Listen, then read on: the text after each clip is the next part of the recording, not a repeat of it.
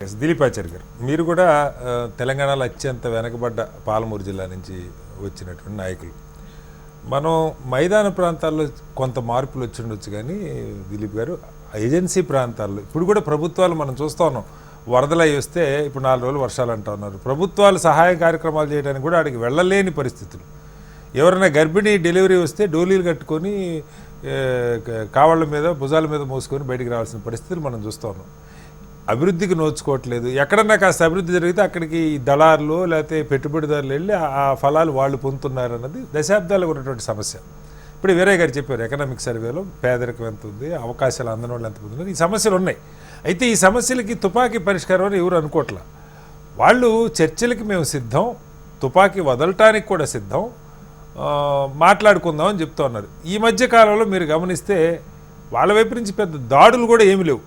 వాళ్ళు ఒక రకంగా చెప్పాలంటే అడవిలో నిశ్శబ్దంగా ఉన్న పరిస్థితి. నాకు తెలిసి మీరు కోట్ చేయగలిగితే సంతోషం. 1 సంవత్సర కాలంలో ఒక్క దాడి కూడా జరిగినట్టు నాకైతే నా దగ్గర సమాచారం లేదు, వాళ్ళ వైపు నుంచి ప్రజల మీద కానీ పోలీసుల మీద కానీ. సో చర్చలు జరగాలని కోరుకుంటున్నప్పుడు కర్కశంగా ఒక డెడ్ లైన్ పెట్టుకొని మనుషుల్ని చంపడం ద్వారా సాధించేది ఏమిటన్నది ఒక ప్రశ్న. దాని మీద చాలా శాంతి కమిటీలు వాళ్ళు రకరకాల ప్రపోజల్స్ ప్రభుత్వం దగ్గర పెట్టారు. కానీ ప్రభుత్వం వైపు నుంచి జాతీయ స్థాయిలో ఈ సమస్యని శాంతియుతంగా పరిష్కరించడం ద్వారా ప్రభుత్వానికి మంచి పేరు వస్తుంది. మరి ఎందుకని ఆ దిశగా ఆలోచిస్తున్నారా, లేకపోతే ఏంటి సమస్య? నమస్కారం అండి మీకు, అదేవిధంగా కో ప్యానలిస్టులకి, హెచ్ఎంటీవీ ప్రేక్షకులకు కూడా. ఈరోజు మంచి చర్చ, అవసరమైన చర్చ, అర్థవంతమైన చర్చ. అందరూ కూడా విజ్ఞులు ఈ చర్చలో పార్టిసిపేట్ చేస్తూ ఉన్నారు కాబట్టి సందేశం కూడా అదేవిధంగా వెళ్తుందని చెప్పి నేను భావిస్తూ ఉన్నా. ఈరోజు భారతీయ జనతా పార్టీ అధికారంలోకి వచ్చిన తర్వాత మొదలైన కార్యక్రమం కాదు. నక్సలైట్లు కాల్పులు జరుపుతూ ఉన్నారు, పోలీసులు బలి అవుతున్నారు, పోలీసులు కాల్పులు జరుపుతున్నారు, నక్సలైట్లు బలి అవుతున్నారు. మొదటిసారి కాదు, ఇప్పుడు ప్రారంభమైంది కాదు, భారతీయ జనతా పార్టీ ప్రారంభించలేదు. కనుక మీరు కేవలం మీరే ప్రారంభించారల్లా మానవతరాయ్ గారు కూడా చెప్పారు, మా హయాంలో కూడా చాలా జరిగినాయి అని చెప్పి. మేము ఏమంటున్నామనంటే కేవలం భారతీయ జనతా పార్టీ ఏదో వ్యక్తిగత కక్షతోటో లేదనుకుంటే నక్సలైట్లను నిర్మూలించడం, ఆదివాసులను పక్కన పెట్టడం, వారి అభివృద్ధి ఫలాలను లాక్కోవడం, దీనికోసము కార్పొరేట్ల కోసము ఈ ఆపరేషన్ కగారు మొదలుపెట్టినట్టు ఒక ఎస్టాబ్లిష్ చేయడం కోసం ప్రయత్నం చేస్తున్నారు. అది శుద్ధ తప్పు అని చెప్పి నేను 100% చెప్తా ఉన్నా.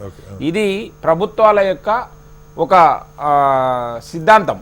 ఖచ్చితంగా మీరు ఏదైతే తుపాకులు పట్టుకొని, అంటే ప్రభుత్వాల సిద్ధాంతం కాంగ్రెస్ హయాంలో ఒక ప్రయత్నం జరిగింది, ప్రభుత్వాల సిద్ధాంతం ఏంటంటే ఒక వ్యక్తి కానీ, సమూహం కానీ, వర్గం కానీ, పార్టీ కానీ, లేదనుకుంటే ఇంకేదన్నా కానీ శాంతి భద్రతలకు విఘాతం కలిగే విధంగా ఆయుధాలను చేతబూని సంచరిస్తున్నాము అని అంటే, వారి ఇంట్లో ఆయుధాలు పట్టుకొని తిరిగినా ఖచ్చితంగా ఆయుధం అక్రమంగా ఉన్నది అని అనుకుంటే ఇంట్లోకి పోయి దాడి చేసి కేసులు పెట్టి జైళ్లకు పంపించే చరిత్ర చూస్తూ ఉన్నాం.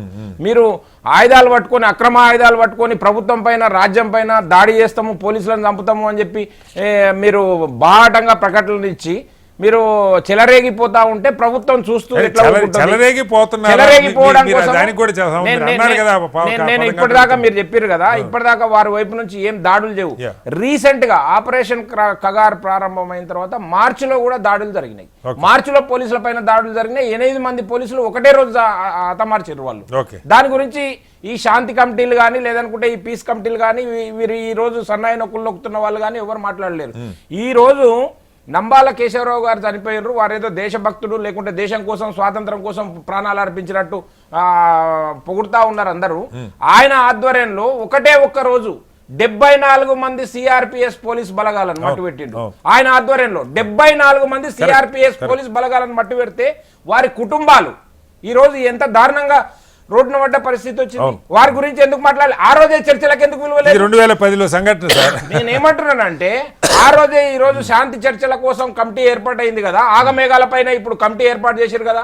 ఇది ఇంతకుముందు ఉన్నది కాదు, లేకుంటే పునరుద్ధరించబడ్డ శాంతి కమిటీ కాదు. ఇది శాంతి చర్చల కోసం ఏర్పాటైన కమిటీ కాదు.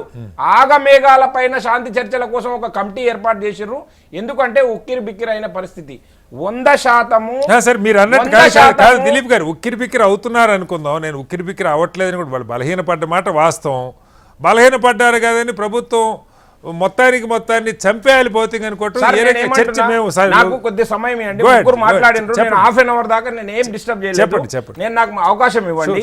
నేను ఏమంటున్నానంటే ఈ పరిస్థితుల లోపల భారతీయ జనతా పార్టీ లేదనుకుంటే భారత ప్రభుత్వం వాళ్ళకు ఒక సందేశం ఇచ్చింది, మేము ఎట్టి పరిస్థితుల్లో దీన్ని అలో చేయము, మీరు ఖచ్చితంగా లొంగిపోవాల్సిందే, శాంతి చర్చలు అని లేనే లేవు, శాంతి చర్చలకు దారే లేదు, మీరు లొంగిపోతే. ఇప్పుడు మనము లైవ్ ఎగ్జాంపుల్ ఈ టీవీ స్టూడియోలో కూర్చున్నాం, జంపన్న గారు లొంగిపోయినరు, వారి దగ్గర ఎవరు చర్చలు చేసి లొంగిపోయినరు, వారి జీవితానికి వచ్చిన ఇబ్బంది ఏముంది, వారి జనజీవన స్రవంతిలో వారంతరకు వారు వచ్చి లొంగిపోయి వారి జీవనం వారు గడుపుతా ఉన్నారు కదా, ఎక్కడన్నా ఇబ్బందులు లేదు, వారికి ఇబ్బంది అని అనట్లేదు, కానీ భావజాలానికి నేను దూరమైన మేము అదే చెప్తా ఉన్నాం. చాలా మంది నక్సలైట్లు లొంగిపోయి అప్పటిదాకా అక్కడ హతమార్చిండ్రు, మారణహోమం సృష్టించరు, తుపాకీతోటే రాజ్యం అని చెప్పిర్రు, వాళ్ళందరూ కూడా చాలా మంది వచ్చిర్రు. ప్రజాస్వామ్యంలో ఎన్నికల ద్వారా ఆ ప్రక్రియలో ఉన్నారు చాలా మంది. నక్సలైట్ సిద్ధాంతాలు పుణికిపుచ్చుకున్న వాళ్ళు కూడా ఈ రోజు భారత రాజ్యాంగం ప్రకారం వాళ్ళు ఎన్నికల అన్ని పార్టీలలో ఉన్నారు, ఈ పార్టీ ఆ పార్టీ అని కాదు. కనుక మీరు కూడా రండి, దానికి అవకాశం ఉంది. దానికి ఎవరంటని చెప్తున్నారు మీరు శాంతి చర్చలు అని చెప్పి ఒక హడ్డీలు ఎందుకు క్రియేట్ చేస్తారు? ఏంటి దానిలో ఇబ్బంది ఏంటి? కూర్చొని మాట్లాడడానికి ఇబ్బంది ఏంటన్నదే పాయింట్. ఏమంటున్నామనంటే కూర్చొని ప్రభుత్వంతో వాళ్ళు సమానం కాదు కదా, కూర్చొని మాట్లాడాలనా లేదనుకుంటే ఒక హాల్లో కూర్చోబెట్టి మాట్లాడాలన్నా, మీకు రెడ్ కార్పెట్ వేయాలన్నా అనేది సెకండరీ. మీరు ఆయుధాలు పట్టుకొని ఒకవైపు మారణహోమం సృష్టించుకుంటా ఇంకొక వైపు శాంతి చర్చలు చెప్పాం ఎందుకు? మీరు ఆయుధాలను వదిలేయండి అని చెప్తా ఉన్నాం. మీరు కాంగ్రెస్ పార్టీ మానవతరాయ్ గారు ఎంత అద్భుతంగా చెప్తున్నాడు, మరి ఎందుకు చెప్తున్నాడు మాట్లాడమని చెప్పండి. శ్రీధర్ బాబు గారిని, శ్రీపాదరావు గారిని ఎందుకు చంపిండో, లేదనుకుంటే ఇప్పుడున్న ఎమ్మెల్యే పర్ణికారెడ్డి గారిని మాట్లాడండి, నర్సిరెడ్డి గారిని ఎందుకు చంపిర్రు, డికే అరుణ గారిని చెప్పమని చెప్పండి ఎందుకు చంపిర్రు. మరి వాళ్ళ దగ్గర నుంచి ఆ ప్రతిపాదన ఛత్తీస్గఢ్ లో వారి ముఖ్య నాయకులను మొత్తాన్ని ఒకటే ఒకరోజు తుడిచిపెట్టిరండి. మొత్తం కాంగ్రెస్ పార్టీ నాయకులందరినీ ఎన్నికల ప్రచారానికి పోయేస్తా ఉంటే ఈయన ఆధ్వర్యంలోనే హిడ్మా, అదే ఆ తర్వాత కేశవరావు గారు, వీరి ఆధ్వర్యంలో మొత్తం తుడిచిపెట్టిన ఘటన మనం చూసినాం. కనుక మేము ఏమంటున్నామనంటే గిరిజనుల పేరు పైన లేదనుకుంటే గిరిజనుల హక్కు కోసము లేకుంటే గిరిజనుల కోసమే జీవితాలను త్యాగం చేసి మేము అక్కడ పోయినాము, ఈ కబుర్లు వద్దు. ఇన్నాము 50 సంవత్సరాల నుంచి ఇవే ముచ్చట్లు వింటా ఉన్నాము. గిరిజనుల బతుకుల్లో ప్రభుత్వం అందించిన ఫలాల ద్వారా ముందుకోతున్నారా, వాళ్ళ బతుకులు ఉద్భవిస్తున్నాయా, లేకుంటే నక్సలైట్లు పోయి ఏ గిరిజన సంస్థను లేదనుకుంటే ఏ గిరిజన కుటుంబాలను పైకి తీసుకొచ్చిన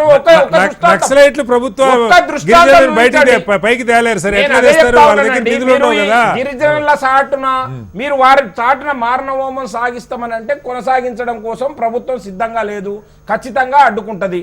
రెండో అంశం ఏంటంటే వీరి ఆధ్వర్యంలో నక్సలైట్ల ఆధ్వర్యంలో హింస జరుగుతున్న మాట వాస్తవము, అదందరికి జగమెరిగిన సత్యము. హింస విడనాడాలి, ఆయుధాలు విడనాడాలి, తర్వాతనే ఆయుధాలు అంటే కుదరదండి. మేము ఒకటే మార్గం ఉంది, మీరు యుద్ధం చేయడం కోసం పోయినామని చెప్తా ఉన్నారు. రాజ్యం పైన యుద్ధం అని ప్రకటించారు, యుద్ధం అన్న చేయండి, లొంగన పోండి, జనజీవన స్రవంతిలో కలవండి, రాజ్యాంగం కల్పించిన అన్ని హక్కులు మీకు దొరుకుతాయి. మాకేం ప్రత్యేక మీరు లొంగిపోతే మీకేం హక్కులు హరించబడవు. కాదు సార్, ఇప్పుడు కేశవరావు గారు ఆయన ఆర్ఈసీ వరంగల్ ఎంటెక్ చదువుకున్న ఆయన తిండి కోసం కాదు కదా వెళ్ళింది, మార్గం రైటర్ ఎవరు అంటే లక్ష్యం అది కాదు కదా. ఎవరు తిండి కోసం పోయినరా లేదనుకుంటే ఉద్ధరించడం కోసం పోయినరా, సమాజ ఉద్ధరణ కోసం పోయినరా నాకు సెకండరీ. మీరు చేస్తున్న పంతా మీరు పట్టిన మార్గం తప్పు, ఆ తప్పుడు మార్గాన్ని విడిచి రావాల్సిందే. ఈ రోజు కూడా రండి, మీరు ఇన్ని చెప్తారు ప్రత్యేకంగా వ్యక్తిగతంగా మమ్మల్ని యూనివర్సిటీలల్లో కాలేజీలల్లో దాడులు చేసి మా పైన కాల్పులు చేసి ఇప్పటికి కూడా చంపిన సంఘటనలు బోల్డ్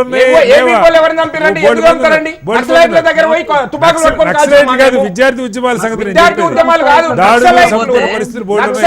విశ్వవిద్యాలయాల్లో దొరపడి విద్యార్థులను కాల్చిన సంఘటనలు చూసినాం మనం.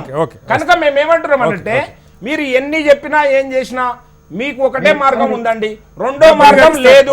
భారతీయ జనతా పార్టీ ఆధ్వర్యంలో భారత ప్రభుత్వము ఒకటే మార్గాన్ని ఎంచుకోవడం కోసం మీకు దారి ఇచ్చింది. ఆ దారి యుద్ధమా లేదనుకుంటే లొంగిపోవడమా మీరు డిసైడ్ చేసుకోండి. జంపని గారు మీకు స్పష్టంగా దిలీప్ ఆచార్య గారి భావ వ్యక్తీకరణలో ఆ కసి ఆవేశం కనపడతా ఉన్నాయి. ప్రభుత్వ విధానం కూడా అదే. ఏం చేస్తారు?